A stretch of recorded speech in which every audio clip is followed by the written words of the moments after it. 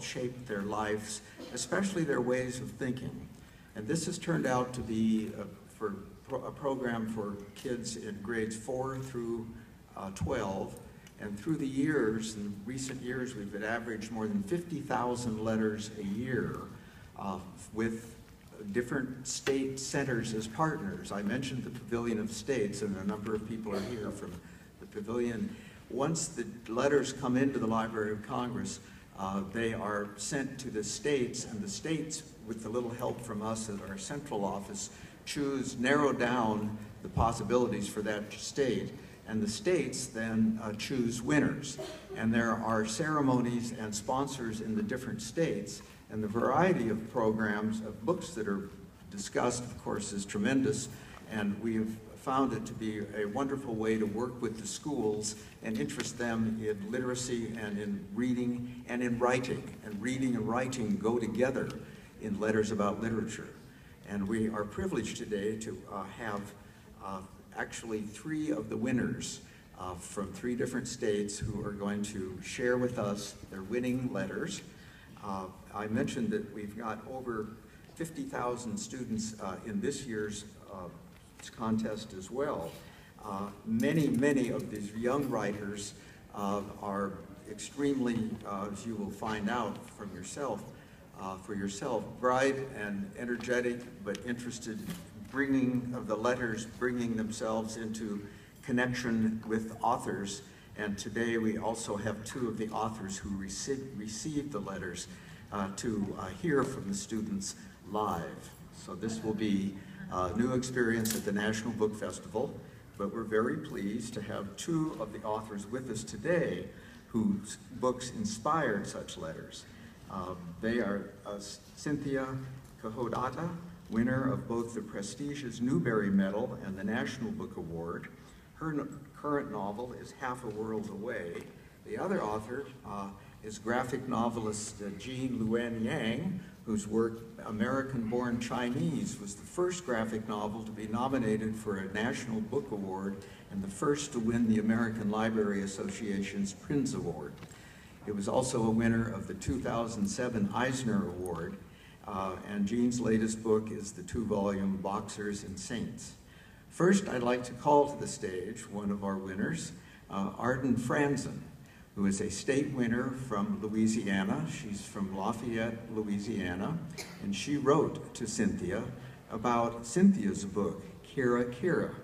Arden is here with her family, and she comes from a long line of family Letters About Literature awards. And we find that the support for the program often comes from families and from teachers who delight in making part of their class or their family a part of this program.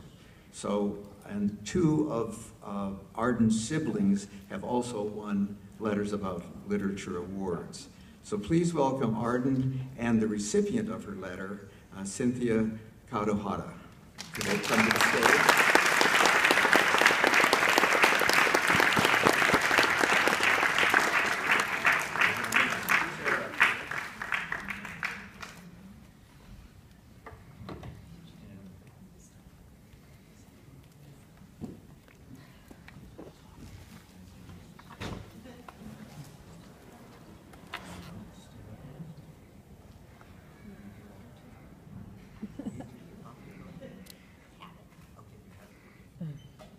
Dear Cynthia Cahodatta, I am writing to you about your novel, Kira Kira. I found it in our school's library when I had to read a realistic fiction book for class. I liked Kira Kira because the back of the book's summary was catchy. Also, I liked the Japanese title and the way a picture of 2 girls standing side by side showed up when I opened the book all the way so I could see the front and back cover together. I didn't really know what realistic fiction was until I read your book. I thought it was just going to be a story about 2 sisters, but it was way more than that. In your book, the sisters Katie and Lynn wanted to go with their family to the beach, because who doesn't want to go to the beach? It looked like Katie and Len would never get to go to the beach because they moved to places where they didn't really fit in. And then Len got lymphoma. At first, I was really sad for Katie and Len because everything went wrong for them. Katie started off mad because she felt like she would never get to the beach. Len, who should have been mad too that she would never make it to the beach because she was dying, was happy anyway. I learned from Len, just like Katie did, that there is Kira Kira, or glittering and shining things, all around us all the time. When Katie finally made it to the beach without Len, she saw Kira Kira at the beach, and she even heard it in the sounds of the waves. Just like Katie, I learned we get to choose what we see, and if we don't look for the Kira Kira, we will miss it and never know we had it. Miss Kato Hara, your book changed me because it is so much like my life right now. My grandfather and his brother, Poochie, who is my great uncle, are like Katie and Len. Poochie got very sick just like Len. He is in the hospital with 6 months left to say his goodbyes.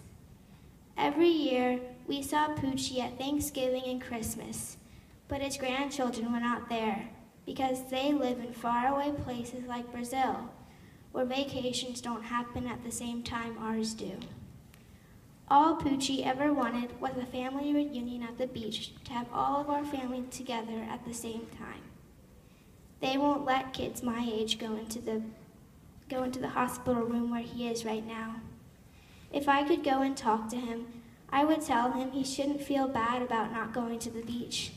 Life's not having to go somewhere to find the Kira Kira moments we already had. I hope we do get to the beach one day, but if we don't, we still have Kira Kira all around us every day if we look for it. And I'm happy about that. Thank you very much. Sincerely, Arden Franson.